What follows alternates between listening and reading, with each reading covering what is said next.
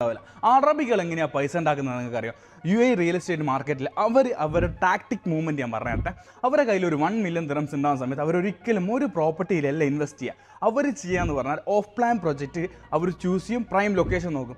അതിൽ 30 അതായത് 30-70 payment പ്ലാനിലുള്ള option ഉണ്ടോ എന്ന് അവർ നോക്കും. അപ്പോൾ 30% മാത്രം ഡ്യൂറിങ് കൺസ്ട്രക്ഷനിൽ കൊടുക്കും, 70% ഓൺ ഹാൻഡ് ഓവറും കൊടുക്കും. അപ്പോൾ അവരുടെ കയ്യിൽ നിന്ന് ആകെ ഇറങ്ങുന്നത് 30% മാത്രം. അതായത് 30% ഒരു പ്രോപ്പർട്ടി വാല്യൂഡ്, അതായത് 1 മില്യൺ ദിറംസ് അവരുടെ കയ്യിൽ ഉണ്ടാകുന്ന സമയത്ത് 3 പ്രോപ്പർട്ടി അവർ വാങ്ങുന്ന സമയത്ത് അവർക്ക് 3 മില്യൺ വേർത്തുള്ള പ്രോപ്പർട്ടി അവർ വാങ്ങിക്കഴിഞ്ഞിട്ടുണ്ട്. അതിനുശേഷം അവർ 300,000 ഒരു ഈച്ച് പ്രോപ്പർട്ടീസിൻ്റെ മുള കൊടുക്കുക. അപ്പോൾ വിത്തിൻ 1 or 2 ഇയേഴ്സിൻ്റെ പ്രൈസ് അത് 500 or 600,000 ദിറംസ് ആവും. അപ്പോൾ അതെന്ത് ചെയ്യും, അവർ ഫ്ലിപ്പ് ചെയ്യും. അങ്ങനെ ആ ഫ്ലിപ്പ് ചെയ്യുന്ന എമൗണ്ട് കൊണ്ട് അവർ വേറെ പ്രോപ്പർട്ടീസ് വാങ്ങും. അപ്പോൾ ഈ രീതിയിലാണ് അറബ്സിൻ്റെ ഇൻവെസ്റ്റ്മെൻറ്റ്. അതേപോലെ എനിക്കൊരു ഓപ്പർച്യൂണിറ്റി നിങ്ങൾക്ക് യാസ് ഐലൻഡിൻ്റെ അടുത്ത് ഞാൻ നിങ്ങൾക്ക് തരാൻ പോകുന്നുണ്ട്. അപ്പോൾ ഇതേപോലെ 30% മാത്രം നിങ്ങളിപ്പോൾ കൊടുക്കുക, 70% ഓൺ ഹാൻഡ് ഓവറിന് കൊടുക്കുക.